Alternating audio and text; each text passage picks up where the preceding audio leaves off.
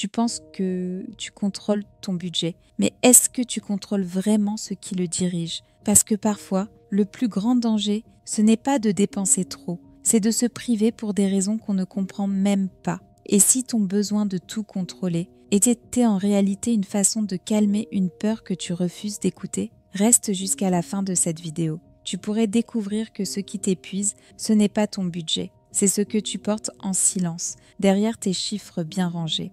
Contrôler son argent, c'est une preuve de maturité. C'est ce qu'on nous dit. Et souvent, c'est vrai. Mais ce que personne ne nous dit, c'est que derrière ce contrôle, il y a parfois une peur qui ne dit pas son nom. Tu suis ton budget, tu anticipes, tu calcules, mais tu es tendu, tu dors mal, tu n'arrives pas à te détendre, même quand les chiffres sont bons. Et tu te demandes pourquoi. Pourquoi tu continues à avoir peur, même quand tu fais tout comme il faut. La vérité, c'est que certaines femmes ne dépensent pas par négligence. Elles dépensent pour oublier, mais d'autres se contrôlent à l'extrême, non pas par sagesse, mais par traumatisme. Elles appellent ça organisation. Mais ce qu'elles fuient, c'est le souvenir d'un vide, d'un manque, d'une insécurité passée. Et toi, est-ce que ton budget est vraiment une stratégie consciente ou une armure contre ce que tu ne veux plus jamais revivre? Aujourd'hui, je vais te montrer 4 signes que ton budget n'est pas guidé par la liberté, mais par la peur. Des signes subtils qu'on ne t'a peut-être jamais appris à reconnaître. Reste bien jusqu'à la fin,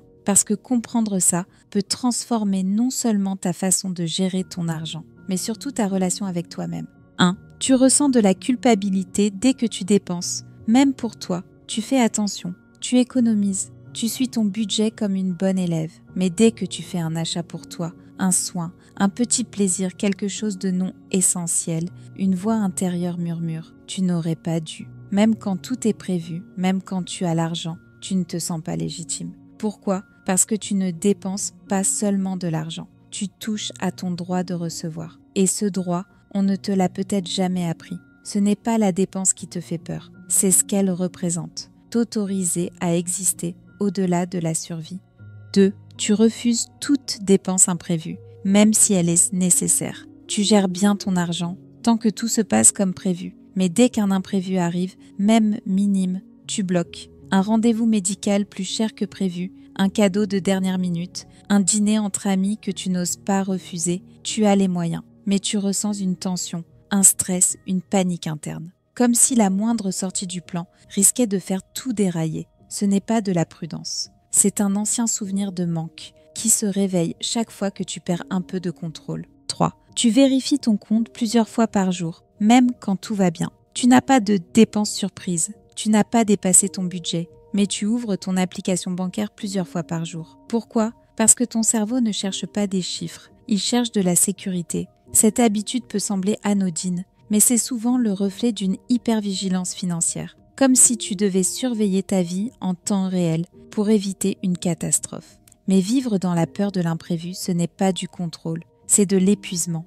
4. Tu n'oses pas augmenter ton niveau de vie, même quand tu le pourrais. Tu gagnes mieux aujourd'hui. Tu pourrais respirer un peu plus, changer ton matelas, améliorer ton quotidien, t'autoriser un café en terrasse sans compter. Mais tu restes au strict minimum. Tu vis comme si tu allais tout perdre demain. Tu appelles ça sagesse. Mais parfois, c'est juste un traumatisme habillé en prudence. Parce que dépenser un peu plus, c'est t'exposer à une peur profonde, celle de te sentir bien, et que tout s'écroule après. Alors tu préfères ne pas t'attacher à un peu de confort, plutôt que risquer de le perdre.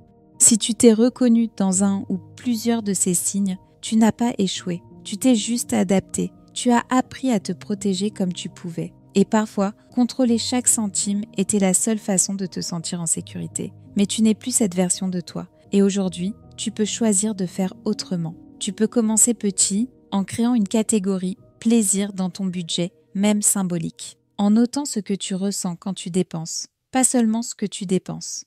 En te rappelant que ton droit à la joie n'a pas besoin d'être justifié. Contrôler ton argent, c'est bien. Mais si tu veux vraiment respirer, alors il est temps d'apprendre à contrôler ta peur avec autant d'amour que tu mets dans ton Excel. Tu n'as pas besoin de tout lâcher. Tu as juste besoin d'ajouter un peu plus de sécurité intérieure à ton plan financier. Parce que ton budget, aussi précis soit-il, ne remplacera jamais ton besoin d'être en paix avec toi-même. Et ça, c'était la vraie richesse.